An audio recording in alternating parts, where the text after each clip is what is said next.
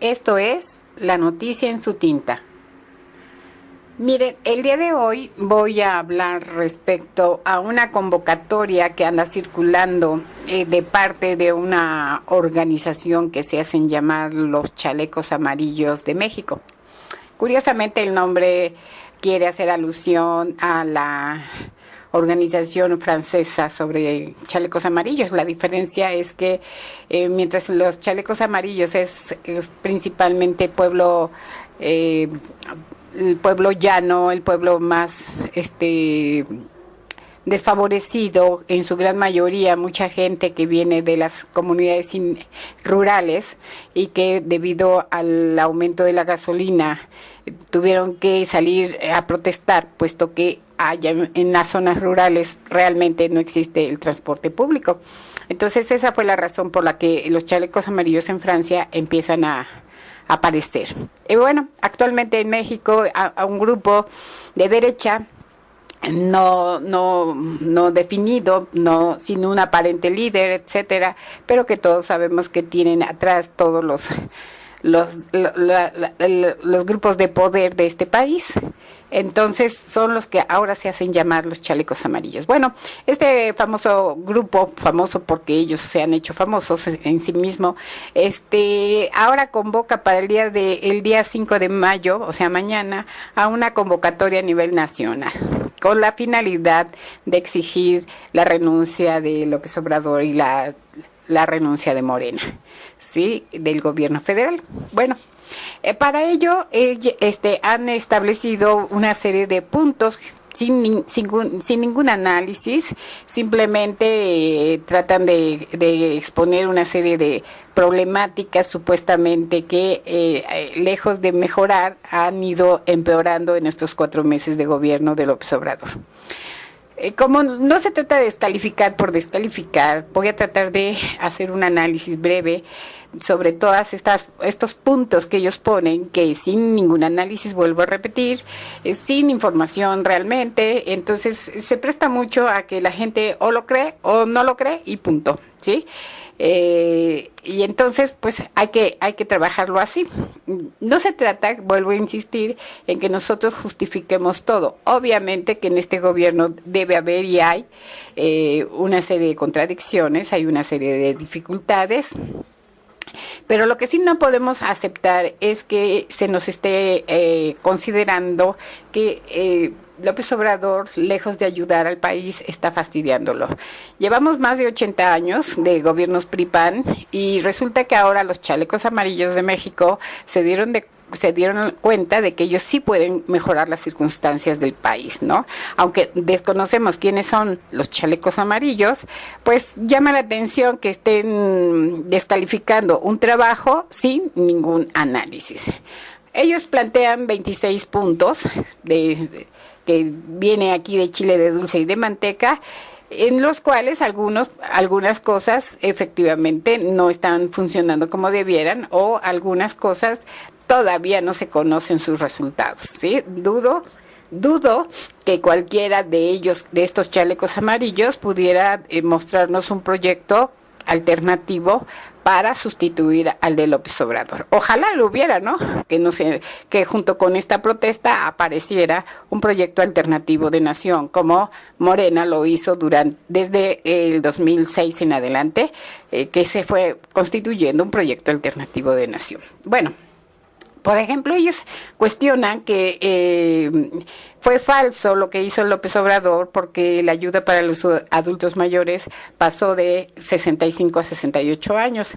Bueno, esto es una verdad a medias, porque efectivamente pasó a los 68 años. La diferencia es que antes era una cobertura estatal dada principalmente en la Ciudad de México y en algunos estados, y ahora la cobertura es nacional. Obviamente la esperanza de vida ha crecido, y entonces para poder realmente cubrir con esa prestación se dejan estos 3 años después, pero solamente en las zonas urbanas, en las zonas rurales, en las zonas más desfavorecidas, la edad de 65 años se sigue respetando. De la misma manera que los 65 años se sigue respetando para aquellos que ya tenían este seguro. Otro punto que plantean ellos es que se ha quitado el seguro popular. Esto no es así. Sí se habló de quitar el seguro popular por la serie de irregularidades que presenta, pero hasta el momento no se ha quitado. Prueba de ello es que todavía ustedes pueden ir a ver el servicio y ese servicio se les va a seguir dando, ¿sí? Entonces no se ha quitado algo, se ha planteado quitarlo, pero sustituyéndolo por otros servicios.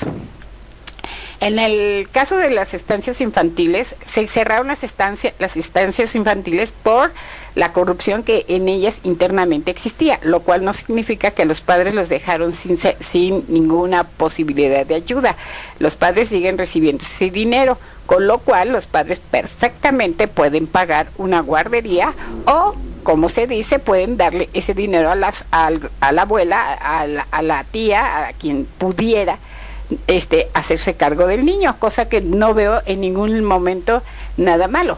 Muchos padres siguen cuidando a los nietos y aunque tengan dinero, no es una cuestión de explotación, es una cuestión de decisión entre ellos, entre los padres y los hijos. Nadie está imponiendo que o sea, el gobierno no está imponiendo que los abuelos sean ahora los cuidadores. Con 900 pesos que se les dan mensuales, perfectamente, 800, imagínense, 800, perfectamente se pueden constituir estancias infantiles privadas, cobrar esa cantidad y trabajar perfectamente. Y se lo digo yo porque yo tuve una escuela, un jardín de niños, y yo pude trabajar con los niños con una escuela de bajos recursos.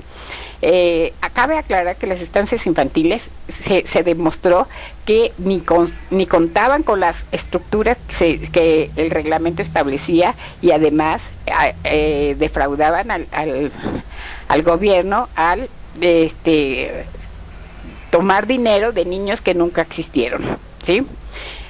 Dice, se baja un 35% del presupuesto de la educación. No, esto no es cierto. Lo que se está tratando de hacer es que estos salarios millonarios, este gasto superfluo que se está haciendo en muchas instituciones, en donde está el personal de confianza que no es necesario, en actividades que realmente no son necesarias, que ni siquiera impactan directamente entre los estudiantes, estas cosas se tienen que regular, ¿sí? No solamente en educación primaria, sino a nivel universidad. Bastaría ir a ver cómo se ha engrosado en la plantilla de personal de confianza cuando realmente no están cumpliendo funciones vitales para la actividad académica. Luego dice, se cerraron clínicas de apoyo con niños con problemas de síndrome de Down. Tendremos que ver si esto es verdad y cuáles fueron las causas. No se trata nada más de cerrar. Sí, yo no tengo la prueba de que esto fue así o que no fue así, pero tampoco ellos estaban exponiendo realmente los datos con los que tratan de sostener sus dichos, que no son sus argumentos. Luego también plantean que se suspendieron las becas internacionales de CONACYT. Eso es falso totalmente, porque ustedes pueden buscar en internet y se encuentra la convocatoria de este año para las becas internacionales y para las becas nacionales. Entonces esto es falso. Dice, miles de trabajadores son despedidos sin liquidación. Bueno, todo el mundo sabe, todo aquel que ha trabajado en instituciones públicas y aún incluso no públicas, que cuando se habla de personal de confianza, estos trabajadores no tienen todos los servicios que tiene el personal de base. Pero además aquí cabe aclarar que muchos disque trabajadores de confianza en realidad son los enchufaditos de confianza.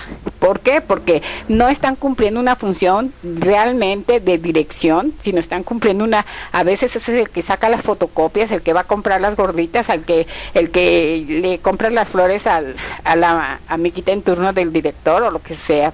¿Sí? No son personal, no es un personal efectivamente de confianza, es un personal enchufado y obviamente que no estaba dentro de la plantilla de los trabajadores. Por lo tanto, si no son realmente trabajadores de confianza como tal, como se establece, como podría ser un subdirector o una secretaria, etcétera, pero tampoco son trabajadores de base, es trabajador que está en el limbo y no es culpa del gobierno, es culpa de aquellos que lo contrataron. Luego dice, bajaron el presupuesto de los hospitales de especialidades. Tendríamos también que demostrar que efectivamente esto pasa y que tampoco se da el servicio con los niños con cáncer. Porque resulta que aquí en esta página, en esta demanda, se cuestiona el caso de los niños con cáncer, pero nunca salieron a luchar y a defender el caso de los niños que tomaban agua en lugar de los medicamentos que les correspondía en el gobierno de Duarte, ¿verdad? Lo mismo pasa con todo lo que ponen aquí, que simplemente dice, retiraron la ayuda a mujeres con cáncer de mama. ¿Retiraron quiénes? ¿A qué mujeres? ¿En qué casos? ¿Sí? ¿Y por qué esas mujeres no salen a manifestarse? Dice, la seguridad está por los suelos, rompiendo el récord en los sexenios anteriores. Por Dios, no podemos decir que hemos roto récords. Hay que diferenciar, ¿sí? Entre lo que hizo Calderón, que simplemente fue a sacar al ejército para a crear caos en muchas ciudades, ¿sí? Que en ningún momento realmente resolvieron el problema de seguridad. Obviamente hicieron que la gente cada vez se empobreciera más, que los trabajos cada vez eran trabajos precarios, con salarios precarios, con trabajos que no duraban a veces ni 2 o 3 días, con gente mañosa, perversa, que pueden ser empresarios que supuestamente tienen a trabajadores en preparación, a los cuales no les pagan, en fin, ¿no? O sea, parece que la seguridad fue un problema de buenos y malos, un problema de armas. Y aquí es un problema de ética y de condiciones de vida de mucha gente que ve más fácil ir y robar a un camión que poder trabajar con los salarios miserables que se les paga.